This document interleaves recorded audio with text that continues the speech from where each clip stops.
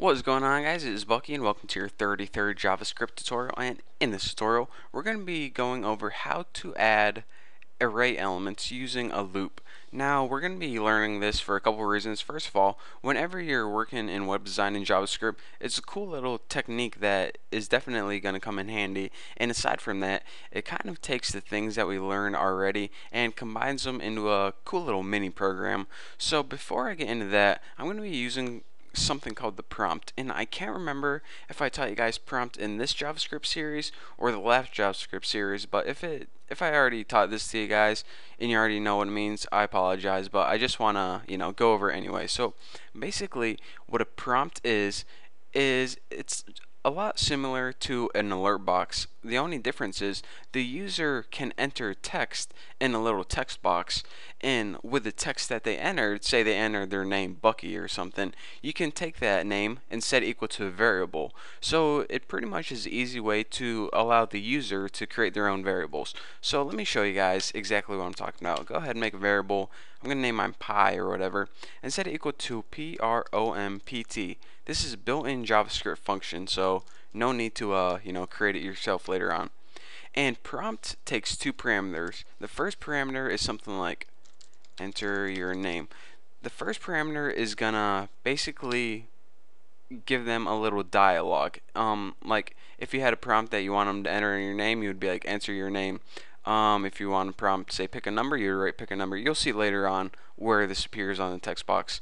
And the second parameter is what appears in the text box by default. Now we don't want anything to appear in text box by default, so we're just going to leave this blank, but you need to put those empty double quotation marks. So now whatever they enter in this text box or the prompt box that pops up, it's going to be stored in the variable pi. So now what we can do is we can print out that variable using how we already know document write. So document dot write, and we'll write like hello and then just write the name pi. So let's go ahead and save this and see what the heck I'm talking about. So here is my prompt box right here. Enter your name, Bucky Roberts. Okay, and now it says hello Bucky Roberts. Simple enough. So like I said, it's basically a prompt box that gives the user a dialogue such as enter your name, and by default if you leave the second parameter empty, just double quotation marks, nothing's going to appear in here. But you can put something in there by default like enter text here. That's like one of the common techniques. But anyways, I just wanted to show you guys what a prompt box was so you guys aren't lost whenever I teach you guys this new technique. So anyways, the technique I'm going to teach you guys is how to add elements to an array using a for loop. So let's go ahead and make an array called crap and set it equal to new array, and let's go ahead and give a size of like 3 elements already. So right now our array is empty, we don't have any elements in it. So let's go ahead and make a loop that runs 3 times. So in order to do that, go ahead and your parameters are this: I equals 0, it's going to start at 0 and then go I is less than 3. So then whenever we increment it by 1 using I++, this is going to run 3 times. Again, you might think 0, 1, 2, 3. That's 4 times. But notice that this is I is less than 3. So when it gets to 3, it doesn't run. It's only going to run on this 0, 1, and 2. So if you count those up, it's 3 times. So now we know that I is going to be equal to 0 the first time, 1 the second time, and 2 the third time. So now we can use that to our advantage because remember, whenever we're creating an array indexes start at 0, so then again, whenever we create our array, we can just go ahead and stick I in here, and now it's going to run 3 times. First it's going to say crap 0, the second time it runs it's going to be crap 1, and the third time it's going to be crap 2. Those are the 3 elements that we need to to fill our array. So let's go ahead and we can just add elements in here like hey now, or baked beans or whatever we want, but we want the user to enter these elements. So in order to do that, here is where we use that technique we just learned called the prompt box, just like that. So let's go ahead and give them something like add something to the array. Why hit caps lock? I don't know, but F it, I'm keeping it. And then we don't want to put anything in there by default because that would just be dumb. So now what's going to happen is this prompt box is going to pop up 3 times. The first time it's going to say add something to the array. You're going to type something in and it's going to add it to the array index 0.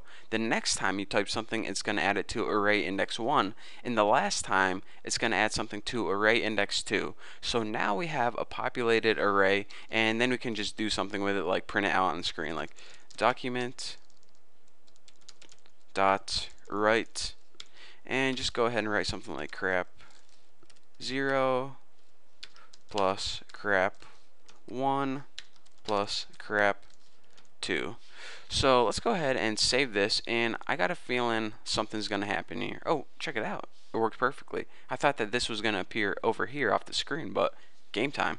So it says add something to the array. Now we're gonna add something like baked, actually let's add something like beans, and then we press OK, and that beans right now is stored in array 0. So now it runs through the loop again, add something to the array, and add something like candy. So we press OK, and now candy is stored in array 1. And now this is the last time it's going to run. It just says add something to the array, and we add something like dogs. And press OK, and when we press OK, that's going to be stored in crap 2. So now we have beans in 0, candy in 1, dogs in 2. So then whenever we printed out 0, 1, and 2, it printed out our filled array. So that's pretty cool, and I know I could have probably added some spaces there or maybe some line breaks, but again, this is just a quick example showing you how to have the user populate an array using a for loop. So if you understood that, then you got the main idea of 1, why an array is useful, and 2, why loops are useful. And there are a lot of different techniques that you can use using an array and loops, and not only entering information, but they're also really useful when printing out information. So again, the most common technique that I want to stress is this: use the array index as the counter. So that is a very popular technique. So once you get the hang of that, you take your array skills to a whole new level. So for now, thank you guys for watching. Hopefully you understand what a prompt is and also how to loop through arrays using a for loop. So lastly, thank you guys for watching one more time. Don't forget to subscribe, and I'll see you guys later.